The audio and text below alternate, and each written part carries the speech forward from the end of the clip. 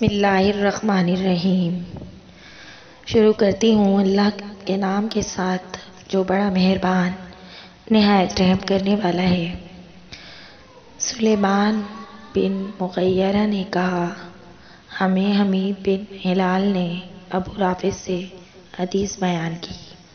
انہوں نے حضرت ابو ہریرہ رضی اللہ عنہ سے روایت کی، کہا جریج نوکیلی چھت والی چھوٹی سی عبادت گاہ میں عبادت کر رہا تھا کہ اس کی ماں آئی۔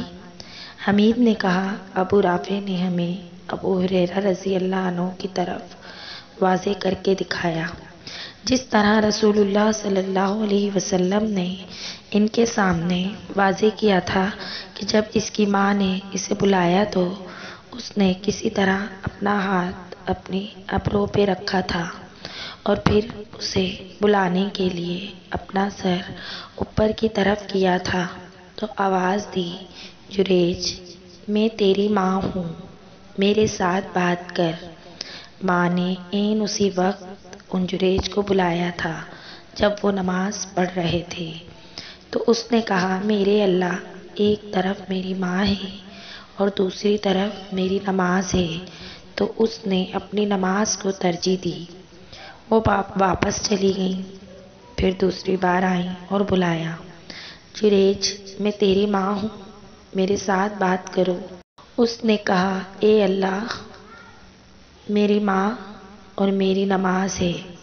انہوں نے نماز کو ترجیح دی تو ماں نے دعا کی، اے اللہ، یہ جریج ہے، یہ میرا بیٹا ہے، میں نے اس سے بات کی ہے، اس نے میرے ساتھ بات کرنے سے انکار کر دیا ہے، یا اللہ تو اسے بدکار عورتوں کا منہ دکھانے سے پہلے موت نہ دینا۔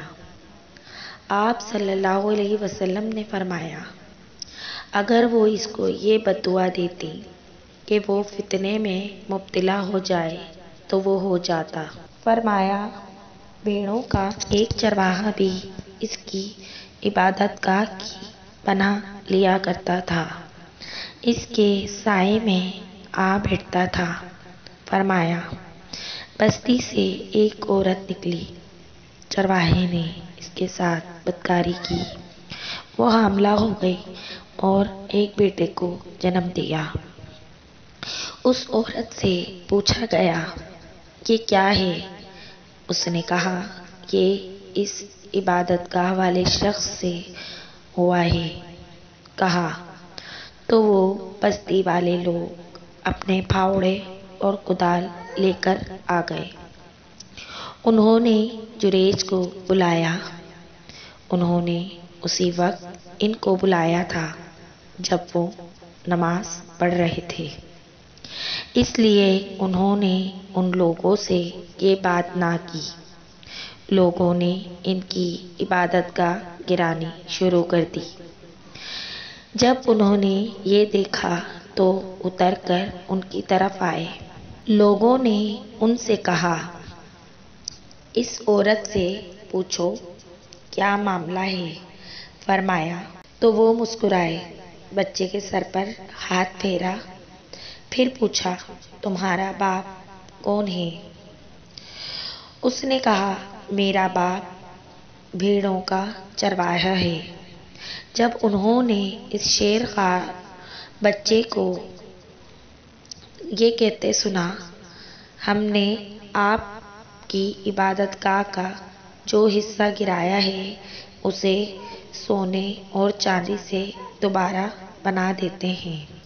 انہوں نے کہا، نہیں، لیکن اسی طرح مٹی سے بنا دو جس طرح پہلے تھی۔ پھر وہ اس کے اوپر عبادت گاہ میں چلے گئے۔